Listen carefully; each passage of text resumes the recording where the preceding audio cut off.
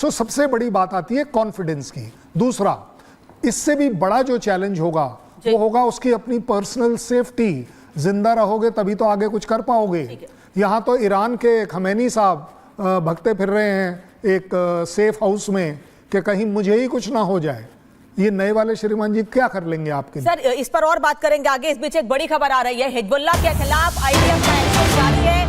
दक्षिणी लेबनान में लड़ाकू विमानों से हमला किया गया है। आईडीएफ ने आतंकी ठिकानों पर बम बरसाए हैं, हथियार डिपो पर भी बम बरसाए गए हैं और यहां तक कि जो छिपने के ठिकाने हैं हिजबुल्लाह के आतंकियों के, वहां पर भी बम बरसाए गए हैं। कुछ तस्वीरें सामने आई हैं उस जगह की जहां पर ये हमले किए गए हैं, क्योंकि एयर स्ट्राइक कब से नहीं, पिछले करीब 15 दिनों से लगातार जारी है और इसी एयर स्ट्राइक में इजराइल को बड़ी कामयाबी मिली, जिसमें नसरुल्लाह को मार गिराया गया है। लेकिन उसके 24 घंटे के भीतर ही उसके चचेरे भाई साफेदीन को जिम्मेदारी दे दी गई है। लेकिन ग्रुप कैप्टन देवनाथ, इन हमलों से एक बात तो साफ है, मैं समझूंगी आपसे, लेकिन इस बीच 4 तस्वीरें दिखा देते हैं। ये 4 तस्वीरें हैं, निपट गया नसरुल्लाह, यानी नसरुल्लाह का खात्मा हो चुका है। कल दोपहर करीब 2 बजे ये खबर आई थी कि नसरुल्लाह को मार गिराया गया है। वहीं अब हिजबुल्लाह घुटने पर है ऐसा कहा जा रहा है, लेकिन ऐसा लगता नहीं है, क्योंकि उसने 24 घंटे के भीतर नए कमांडर के नाम का ऐलान कर दिया है। तीसरी तस्वीर, ऑपरेशन जंग जारी है, क्योंकि लगातार हमले जारी हैं।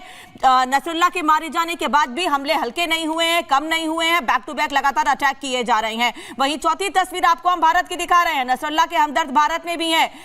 महबूबा मुफ्ती ने अपना एक कार्यक्रम रद्द कर दिया। चुनाव चल रहे हैं, चुनाव के समय बड़े पैमाने पर वो लोगों के बीच जा रही हैं, अपनी पार्टी को लेकर बातें बता रही हैं। सरकार बनती है तो क्या कर सकेंगी, उसको लेकर प्रचार किए जा रहे हैं। लेकिन नसरुल्लाह के खात्मे से इतनी ज्यादा दुखी हैं वो कि उन्होंने अपना चुनाव के समय कार्यक्रम तक रद्द कर दिया है।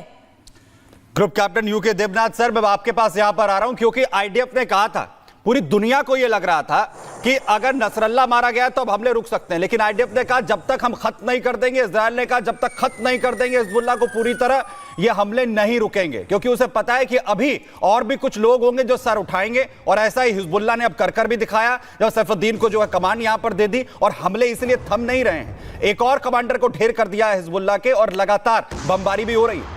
जी हाँ, दुनिया में जो हम मिलिट्री स्टडी करते हैं, कोई भी आतंकवादी संगठन इनमें या कोई भी गुरिल्ला संगठन, इनमें क्या होता है कि हर वर्टिकल में, चाहे वो वर्टिकल उनके इंटेलिजेंस का हो, एयर अटैक विंग का हो, चाहे उनका वर्टिकल फाइनेंस का हो, पॉलिटिकल हो या दार्शनिक फिलोसफिकल वर्टिकल हो, वो क्या करते हैं ये गुरिल्ला संगठन, आतंकवादी संगठन की हर वर्टिकल में वो 1 2 3 नंबर 1 नंबर 2 नंबर 3 को पहले से ही निर्धारित करके रखते हैं, ताकि अगर कमांड एंड कंट्रोल स्ट्रक्चर में अगर नंबर 1 उड़ जाता है, मारा जाता है, तो नंबर 2 उसकी जगह ले लेता है। नंबर 2 भी अगर मारा जाता है तो नंबर 3 को तुरंत वहां जगह लेनी पड़ती है। तो अब जो मोसाद है, आईडीएफ है, उनको मालूम है कि तुरंत उनको अगले कमांडर को ढूंढ के वो किस बंकर में, किस मल्टी स्टोरीड बिल्डिंग के नीचे गैरेज में छुपा हुआ है, उसको ढूंढकर मार डालना है। अगले 1-2 दिन में नहीं, अगले 1-2 घंटे के अंदर।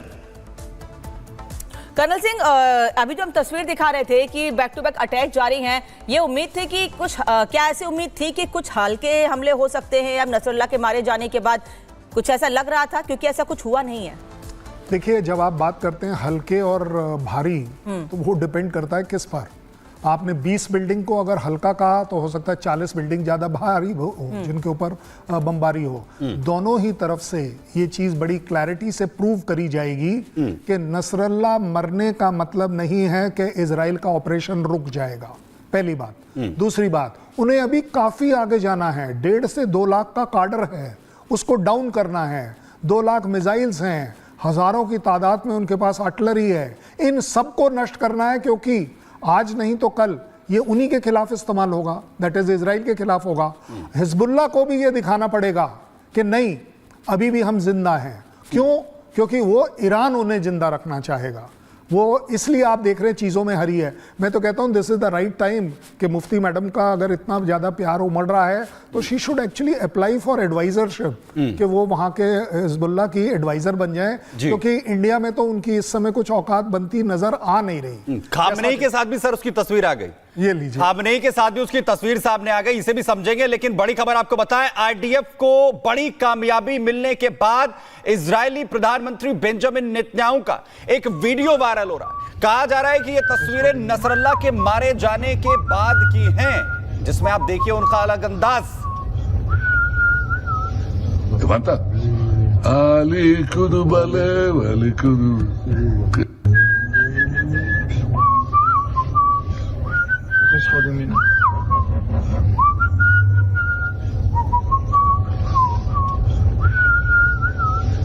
Mantap. Ali kudu bale, ali kudu.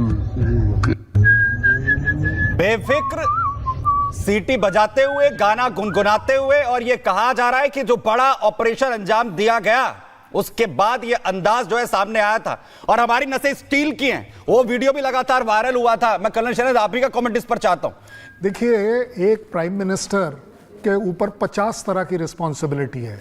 उसके पास पब्लिक की रिस्पॉन्सिबिलिटी है जो प्रोटेस्ट कर रही है कि होस्टेजेस वापस ला कर दो, काफी हद तक वो प्रेशर है। एक वो भी प्रेशर है कि यस, न केवल हमास को खत्म करना है और हिजबुल्लाह को खात्मा शुरू करना है over a period of time. International pressure की भी है।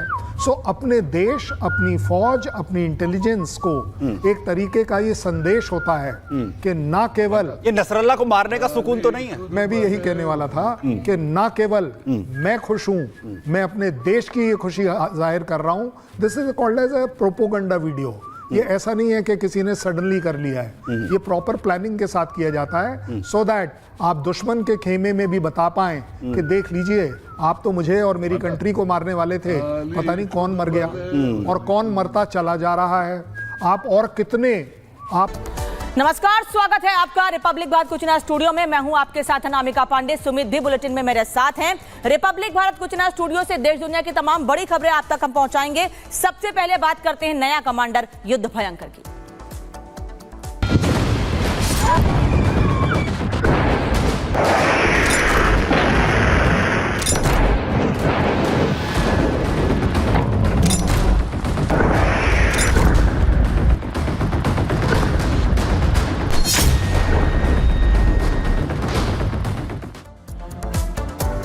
तो नसरल्ला का अंत हो चुका है, लेकिन आगे भी यह लड़ाई लगातार जारी है क्योंकि आईडीएफ ने कहा है कि हमले नहीं थमने वाले हैं। लेकिन सबसे बड़ा सवाल जो हर कोई जानना चाहता है कि आखिर अब यह युद्ध किस ओर जाएगा और नसरल्ला के बाद आखिर कौन है, क्योंकि नसरल्ला के बाद अब अगला वारिस भी हिजबुल्लाह का चुन लिया गया है। बड़ी खबर सबसे पहले आपको यहां पर बता दूं कि नसरल्ला का वारिस सामने आ गया। बड़ी खबर, हिजबुल्लाह का नया चीफ जिसके नाम का ऐलान कर दिया गया है। नए चीफ का नाम, नए मुखिया के नाम का ऐलान है हाशिम सफीउद्दीन। आतंकी संगठन की कमान हिजबुल्लाह की से सौंप दी गई है। हाशिम सफीउद्दीन मारे गए हसन नसरल्लाह का चचेरा भाई है। यह बड़ी जानकारी और यह चेहरा आप देखिए हाशिम सफीउद्दीन का, जो हिजबुल्लाह की अब कमान संभालेगा।